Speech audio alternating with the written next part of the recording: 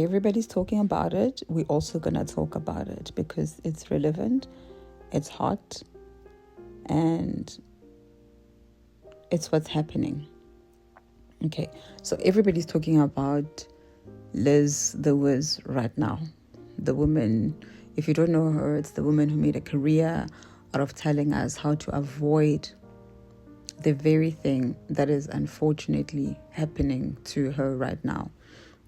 She's a feminist icon, self-love guru, and the leave him if he cheats ambassador, so to speak. But here she is, and here we are. 4 months pregnant, cheated on, not only cheated on, publicly, painfully, and most of all, predictably. But this episode is not just about her. In fact, it's not about her at all. On this episode, it's all love, all love, all love, all love for her. But it's about what happens when the package you ordered arrives without half the contents. No receipt, no way to send it back, no refund. Do you understand how serious motherhood is? And for most of us, or most ladies, motherhood is not the dream. Okay, the entire package is the dream. It's the home, the man, the shared weight, the soft landing of pregnancy inside the arms of someone who won't fold. But now, what happens when the man falls? When he disappears or betrays or cheats or ghosts? Now you're left with a package that you can't return. And that package cries. At 2 a.m. it's crying. The package needs formula. The package needs emotional support. The package needs diapers, emotional stability. And you're just supposed to look at it and be grateful. Guys, you signed up for 50%, right? Because you knew that's what you could handle. You could only handle and give in 50%. That's why you signed the deal.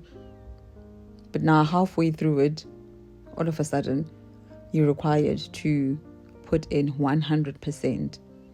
Where are you going to get the 50% from? Because you only signed the deal because it only required 50% of you. I am filled with so much rage right now for all the women who, did everything right, planned, put all the checks,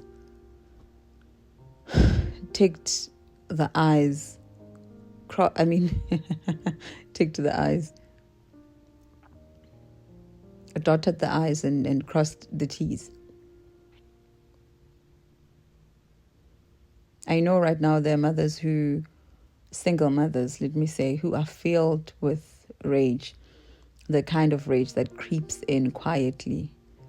And you'll be like, oh, I'm tired, but it's literally rage. The kind of rage that you cannot name, because if you do, you're labeled a bad mother. What happens when you don't want the baby anymore? It came in a different package. This is not what you ordered. Who do you send it back to? Whereas at that, the thing that saddens me the most is that even if it gets to a point where you don't have that many options anymore, because up to a certain point, you can only, I'm going to say return to sender, up to a certain point. After a certain time has lapsed, you cannot, there's nothing you can do. You cannot perform the procedure safely. So now you're stuck. What happens when you are stuck with a package that you cannot return to the manufacturer, and you're supposed to love it and take care of it and sacrifice for it and give your life for it? But let's be real, it's not what you ordered. You ordered an entire package, but what they brought you was a single item. And to be honest, it's probably the item that you wanted the least, that you were the least excited about in their entire package. What happens when you realize that the baby was only an option because the man was part of the equation? And because he exited the equation, the whole formula has failed. You can't undo a heartbeat. You cannot reverse at 4 months. Legally, biologically, you pass the point of no return. Now you're a mother. You're just a mother. But not in the way that you imagined, not in the way that you planned, not the cozy kind, not the power couple with a stroller kid kind, not the soft music playing in the nursery kind. Now you're a single mother. Whether you're rich, whether you're poor, you are alone. You are a single mother. There's judgment that comes with that from society.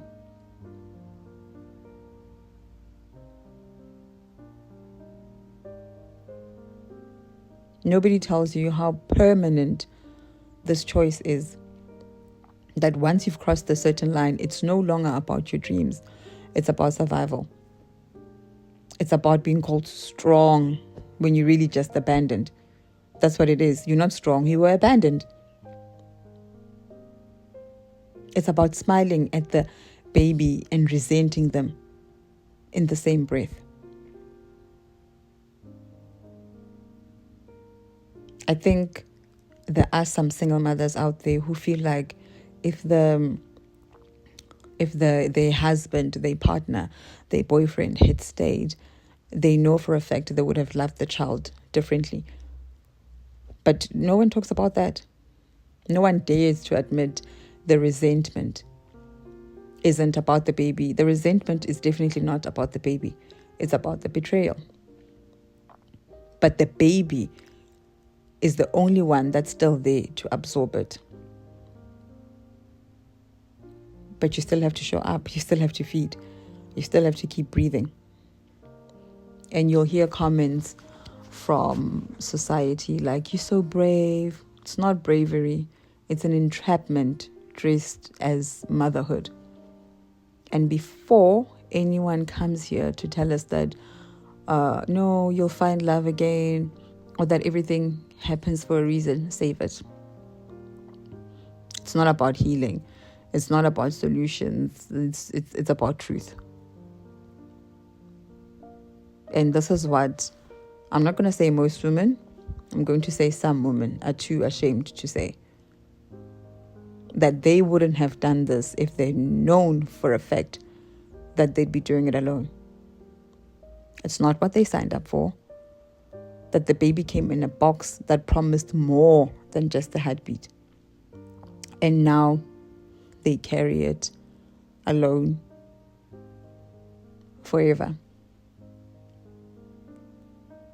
Share your thoughts with us in the comments section. And don't forget to subscribe, like, and share the video. Share it to someone who you think they might feel this way but are too ashamed to ever vocalize it. Share it to someone who is in the process of planning for a baby. Thank you for watching. See you tomorrow.